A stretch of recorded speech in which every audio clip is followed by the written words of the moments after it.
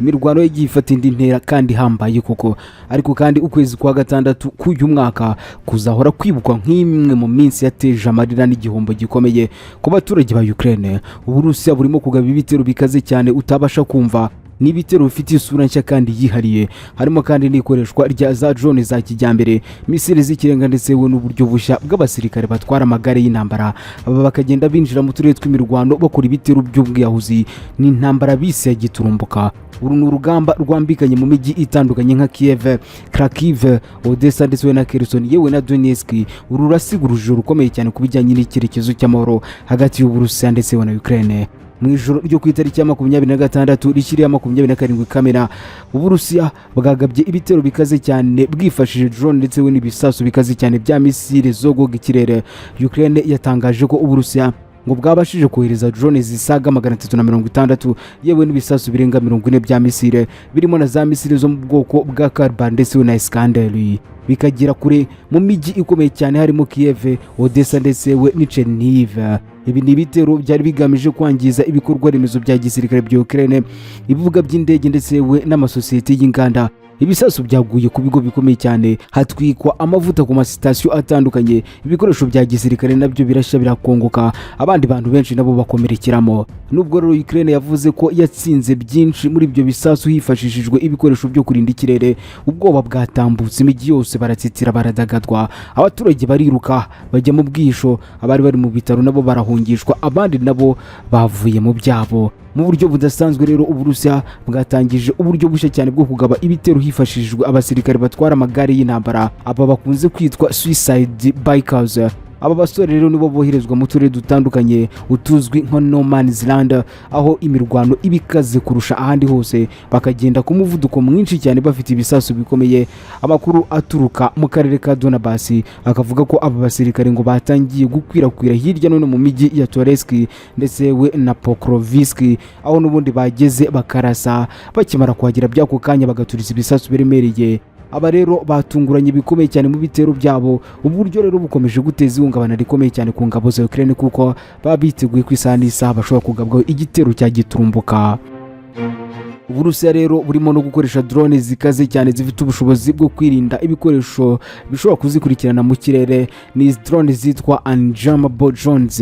Izi drone zifashisha fibre optique zituma n'ubundi ziba nk'inzuki ziza zigakora igitero gikaze mu mwijima, zigaturira mu bwiru bukomeye cyane ibice bitandukanye bya Ukraine, kuko nta radar cyangwa se GPS ibasha kuzikurikirana ngo izisikane.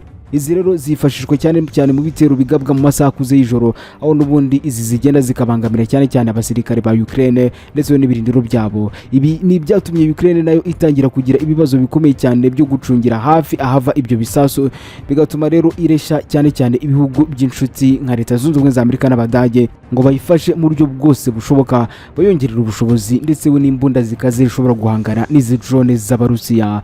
Mu gihe rero ibi bitero bikomeje gukaza umurego, abaturage bo mu mijyi itandukanye nka Kiev, Sumi ndetse na Kherson barahura n'ingaruka zikomeye. Abaturage ubu basaga 30 nibo bishwe mu gitero cyaraye kibaye, mu gihe n'ubundi abandi barenga 130 nabo bakomeretse bikomeye, harimo n'abakorerabushake b'amatsinda y'ubutabazi. Muri Kiev amashuri ndetse n'ibitaro byinshi byahindutse umuyonga, ndetse kugira ngo kuri ubu ngubu hari ubwoba bwinshi. Abatabara mu rwego rw'amashami y'umuriro, abakoresha za ambulance ndetse na za Croix Rouge, aba bananiwe mu buryo bukomeye kuko bari guhangana n'umuriro ukaze utazima w'inkekwe uri guterwa n'izi drone z'Abarusiya ziri kuguruka hejuru yabo. Hari kandi amafoto yagiye agaragara ku mbuga nkoranyambaga agaragaza abatabazi bagerageza gukuramo imirambo mu bice bya Kharkiv, ndetse muri iki gihe drone ziri zaguye hafi aho ngaho zahatwitse bikomeye. Izi drone zirakomeza kurasa yewe zikanarasa n'abantu bari gutanga ubutabazi. Nubwo rero Uburusiya buri gukoresha imbaraga nyinshi cyane, Ukraine nayo ikomeje kugaragaza ubushobozi bwabo bwo kwihagararaho cyane mu gukoresha drone ku rwego rwo hejuru. Muri iki cyumweru rero Ukraine yatangaje igikorwa bise Operation Spider's Web, n'ubundi cyakomeje, aho yohereje drone ngo zirenga 100 ku birindiro bikomeye cyane by'Uburusiya.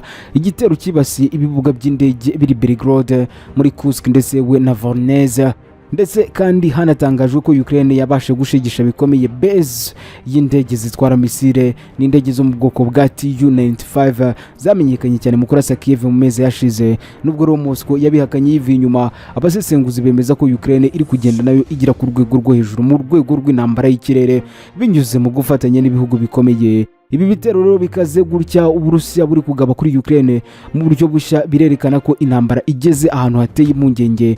Nta cyerekana ko iyi mirwano igiye kurangira vuba ngaha. Ikoreshwa rya za drone, misile, abasirikare bagendera ku magare y'ubwiyahuzi ndetse n'ubuhanga bwa gisirikare bushingiye ku bwenge bukorana, ndavuga artificial intelligence, byose byerekana ko intambara iri guhinduka iyikoranabuhanga, aho igihombo gikomeje kwibasira abaturage b'inzirakarengane. Ibihugu byo mu burengerazuba bw'isi nabyo bikomeje gushishikarizwa gukomeza gufasha Ukraine, ariko kandi hari ubwoba ko iyi ntambara ishobora kurenga imipaka igatera ihungabana rikomeye cyane ku mugabane wose w'Uburayi ndetse we no mu isi yose muri rusange, kugera n'imushubati bakumva ingaruka zayo. Kuva rero iyi ntambara yatangira, ubwo ndavuga mu kwezi kwa kabiri kwa 2022, iyi ntambara imaze kurenga imyaka 3 birumvikana, ikaba kandi yarahinduye isura uko ibihe byagiye bisimburana. Kuri uyu munsi rero ndavuga itariki ya 27 Kamena 2025, ibintu biri mu cyiciro gikomeye, aho impande zombi nazo zikomeje kwiyubaka ndetse no guhatana mu bice byose. Ku ruhande rukomeye cyane mu kirere niho biri kubera, ku butaka naho birakaze, ariko kandi n'ubutasi ntiwabwibagirwa. Ikindi kandi ahari n'umutungo kamere niho hari kwibandwa cyane muri iyi mirwano. Amakuru ariho kuri ubu ngubu akagaragaza ko Uburusiya bukomeje kwigarura ibice bitandukanye, nk'ubu ngo bwamaze kwigarura mu buryo bwuzuye umudugudu wa Sivenchenko uri mu burasirazuba bwa Ukraine hafi y'akarere ka Donetsk. Uyu mudugudu ntiwafashwe gusa nk'akarere ka gisirikare, ahubwo niho hagiye haboneka umutungo kamere wa lithium, kimwe mu bikoresho bifatiye runini inganda z'isi. Iyi lithium rero ikoreshwa cyane mu gukora amabateri y'imodoka z'amashanyarazi, telefone ndetse na za mudasobwa. Bityo kuba Uburusiya bwafashe aka gace byateje impungenge z'uko bushobora kubuza amahanga kugera ku mutungo wari wituzweho amahirwe menshi. Mu kwezi kwa 4 k'uyu mwaka n'ubundi Ukraine yari yasinyanye amasezerano n'ibigo bikomeye cyane byo muri Amerika kugira ngo n'ubundi hakorwe ubushakashatsi yewe n'ishoramari ku mutungo wa lithium. Ariko kandi gufatwa kwa Sivenchenko bishobora kwangiza burundu ishyirwa mu bikorwa ry'ayo masezerano. Ibi bikaba bishobora gutuma Ukraine itakaza icyizere cyo kubona abaterankunga b'igihe kirekire. Si ayo masezerano gusa ashobora guhungabana, ahubwo ndetse we n'icyizere amahanga yose yagiriraga iki gihugu cya Ukraine ku mitungo yayo kamere ariho bishingiye bishobora kuyoyoka, ndetse ibihugu bimwe na bimwe byari bikurikiye izo nyungu bikagikuraho amaboko. Ubugome bw'intambara ntibugabanyuka. Mu ijoro ryashize ku itariki ya 26 rishyira 27 Kamena, impande zombi zahanganye bikomeye cyane hifashishije drone ndetse n'ibisasu bya kirimbuzi. Uburusiya bwohereje za drone za Shahed, izi nizo bakuye muri Iran, hamwe na misile zigera ku 8 zaturutse mu nyanja y'umukara ndetse no ku butaka bwa Crimea. Ukraine yemeje ko n'ubundi yabashe gushegesha izo drone inyinshi ngo zarashwe hakoreshejwe uburyo bwo gucunga ikirere hifashishijwe radar ndetse n'ibikoresho bya anti-aircraft. Perezida Vladimir Putin ategeka Uburusiya, uyu mugabo utarya indimi utarya imboga, umugani w'urubyiruko rw'iyi minsi, yavuze ko Uburusiya bwiteguye kongera kugirana ibiganiro na Ukraine bigamije gushaka umuti w'intambara. Ariko kandi ngo Ukraine igomba kugenza make. Ibyo yabivugiye i Moscow, avuga ko n'ubundi hashobora kuba ibiganiro Istanbul nanone, ariko kandi nta tariki yashyizeho. Yavuze ko kimwe mu bimenyetso byo kugaragaza ubushake bw'amahoro ari uko Uburusiya bwiteguye n'ubundi kugarura imibiri y'abasirikare ba Ukraine bapfiriye ku rugamba bishwe n'Abarusiya bagera ku 3,000 bose. Nubwo hari icyizere gike ko ibi bizakurikizwa n'intambwe ya politike, ntibyakiriwe nabi n'abasesenguzi mpuzamahanga. Bavuze ko Putin noneho yiteguye kuba yagenza gake muri iyi ntambara.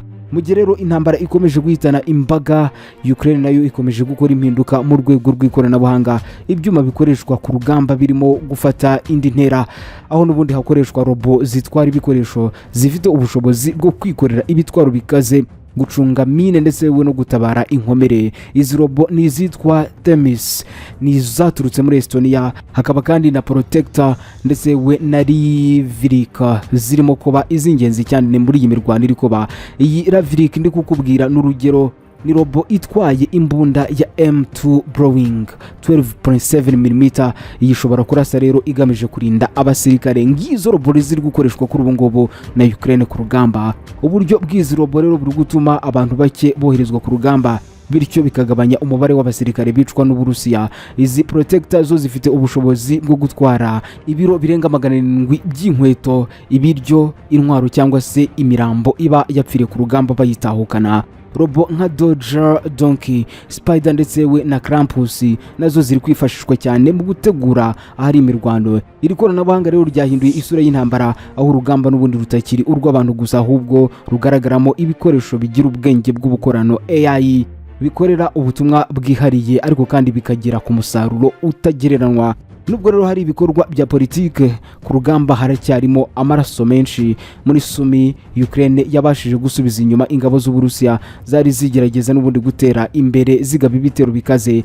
Hari imiyoboro mishya y'umutekano yashizwemo kugira ngo n'ubundi yongere ibipimo byo kwirinda ibitero bya rusange. Muri Kherson rero Uburusiya buri kwakora ibitero bikaze cyane by'indege. Icyabaye ni cyahitanye umuntu umwe, abandi babiri barakomereka. Mu ntara ya Donetsk aho ikibazo cya lithium kivugwa, ingabo za Putin zamaze gufata uduce twinshi cyane nka Novoselivka. Byakomeje guteza umutekano muke n'ubundi muri kiriya gice.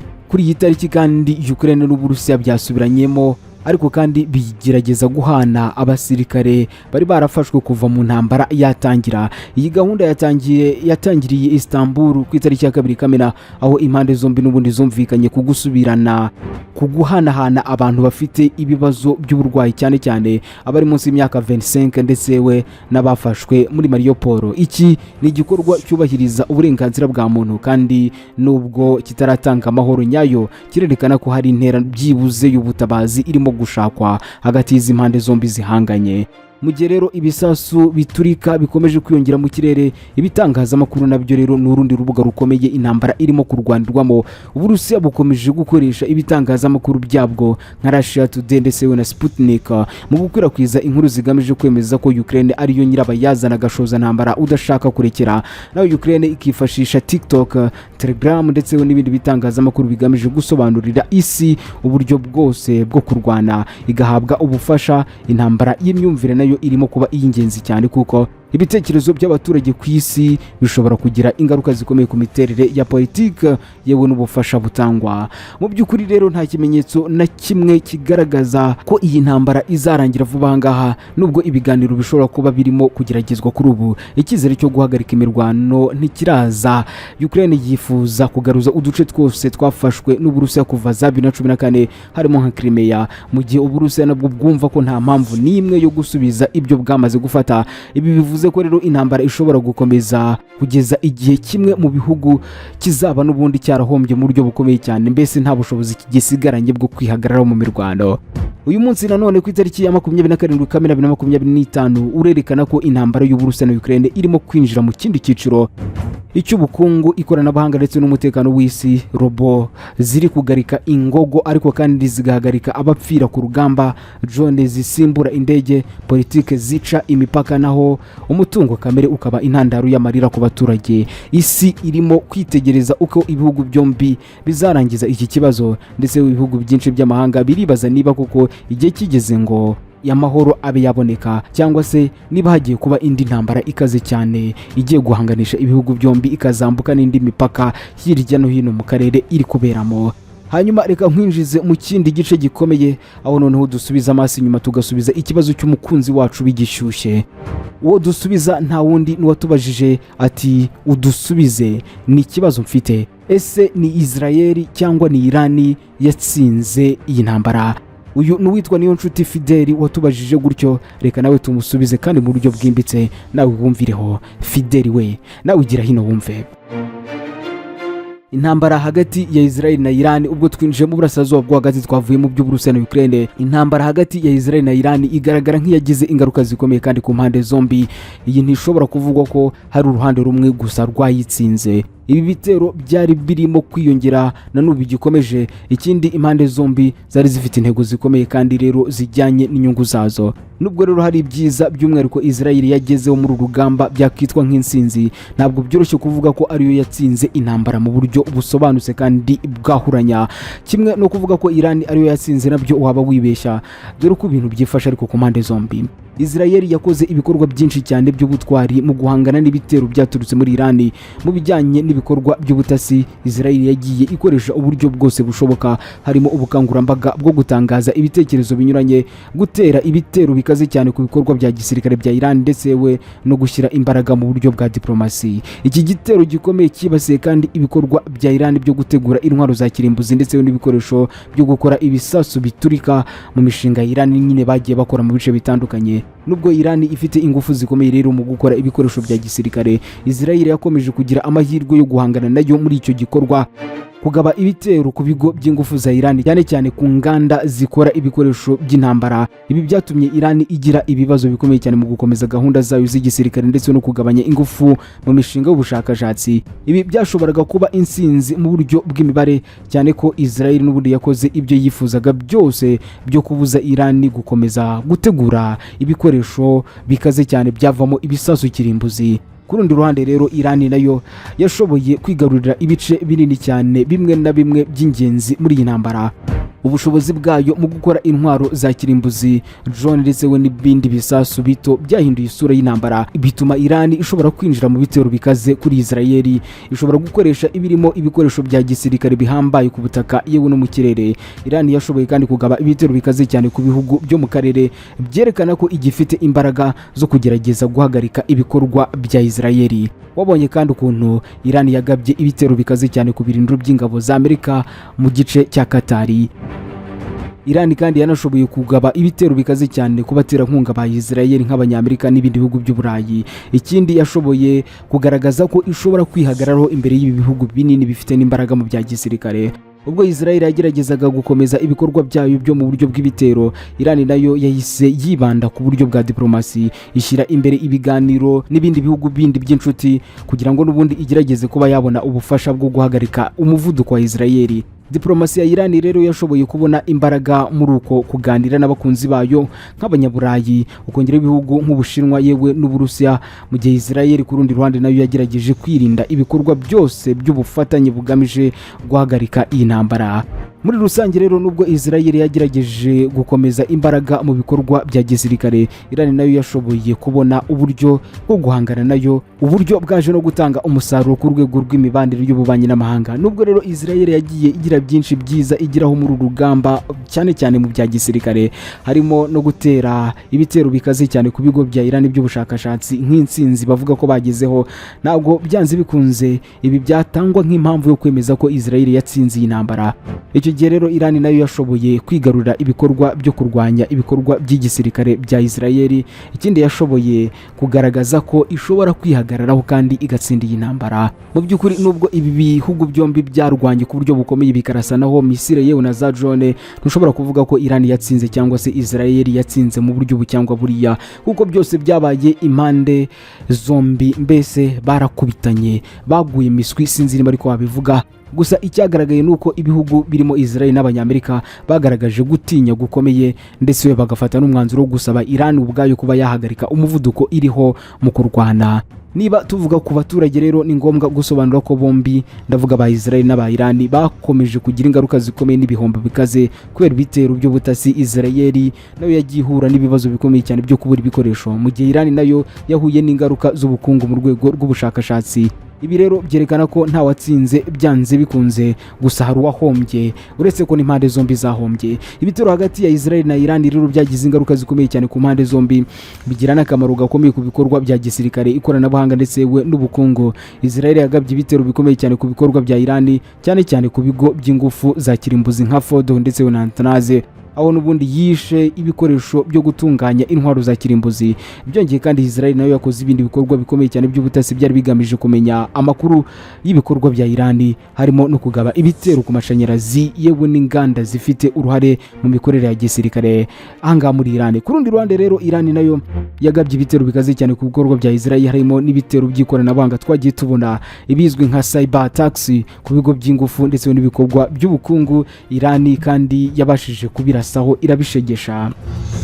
Ibitero bya Iran byibasiye ibikorwa by'inganda yewe n'ubwikorezi byaje gutuma ubukungu bwa Israel buhungabana bikomeye. Ibi byose rero byagize ingaruka ku baturage b'impande zombi, aho babayeho mu guhungabana k'umutekano, kugabanuka kw'ibikorwa by'ubucuruzi ndetse yewe no gutakaza ibikoresho by'inganda by'umwihariko. Abaturage ba Iran yewe n'abari mu bice bitandukanye mu bihugu bituranye nka Lebanon ndetse na Syria bakomeje guhura nabo n'ibibazo bikomeye cyane by'umutekano n'ubukungu. Ku rundi ruhande rero ibitero by'umutwe wa Hezbollah ndetse n'ibindi bigo by'abafatanyabikorwa ba Iran nabyo byashegeshe bikomeye igihugu cya Israel mu buryo tutabasha kwirengagiza. Ibi bitero byose rero byangije ibikorwa remezo bitandukanye mu buryo bw'ubukungu, guhangana mu bya gisirikare ndetse no kubangamira abaturage babayeho mu bibazo bikomeye cyane. Fideli, reka nizere ko wasubijwe nawe udukurikira umunsi ku munsi. Ibyawe turabitegereje kandi tuzabisoma hano. Jackson Semahoro niko nitwa.